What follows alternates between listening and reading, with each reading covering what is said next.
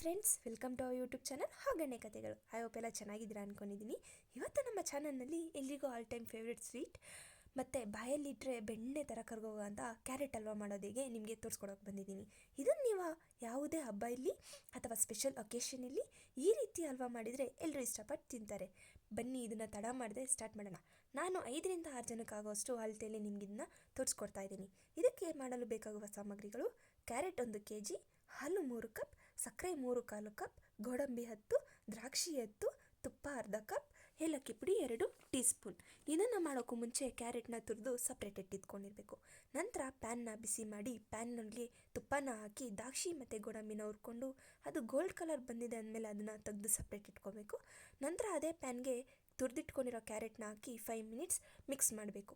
ಅದು 5 minutes mix ಆದಮೇಲೆ ಅದಕ್ಕೆ ಹಾಲನ್ನ ಹಾಕಿ 10 ಮಿನಿಟ್ಸ್ ಬಾಯ್ಲ್ ಮಾಡಬೇಕು. ಅದು ಬಾಯ್ಲ್ ಆದಮೇಲೆ ಹಾಲು ಮತ್ತು ಕ್ಯಾರೆಟ್ ಚೆನ್ನಾಗಿ ಮಿಶ್ರಣಗೊಂಡಿರುತ್ತೆ. ಅದು ಮಿಶ್ರಣಗೊಂಡ ನಂತರ ಸಕ್ಕರೆನ ಆ್ಯಡ್ ಮಾಡಬೇಕು. ಸಕ್ಕರೆ ಆ್ಯಡ್ ಮಾಡಿ ಒಂದು 5 ಮಿನಿಟ್ಸ್ ಅದನ್ನು ಬೇಯಿಸಬೇಕು. ಬೇಯಿಸಿದಾದಮೇಲೆ ಅದು ಒಂದು ಗಟ್ಟಿ ಅದಕ್ಕೆ ಬಂದಿರೋ ಥರ ನಮಗೆ ಗೊತ್ತಾಗುತ್ತೆ. ಆ ಥರ ಗೊತ್ತಾಗಿದ್ದಾದಮೇಲೆ ಅದಕ್ಕೆ ದ್ರಾಕ್ಷಿ ಮತ್ತು ಗೋಡಂಬಿನ ಹಾಕಿ ಮತ್ತೆ ಮಿಕ್ಸ್ ಮಾಡಬೇಕು. ಈ ರೀತಿ ಮಿಕ್ಸ್ ಮಾಡಿದಾದಮೇಲೆ ನಂತರ ಅದಕ್ಕೆ ಏಲಕ್ಕಿ ಪುಡಿನ ಆ್ಯಡ್ ಮಾಡಬೇಕು. ಏಲಕ್ಕಿ ಪುಡಿ ಆ್ಯಡ್ ಮಾಡಿದಾದಮೇಲೆ ಮತ್ತೆ ಇನ್ನೊಂದು ಬಾರಿ ಮಿಕ್ಸ್ ಮಾಡಿದ್ರೆ ಸವಿಯಾದ ಕ್ಯಾರೆಟ್ ಹಲ್ವಾ ಸವಿಯಲು ಸಿದ್ಧ. ಇದಾಗಿತ್ತು ಇವತ್ತಿನ ವಿಶೇಷ.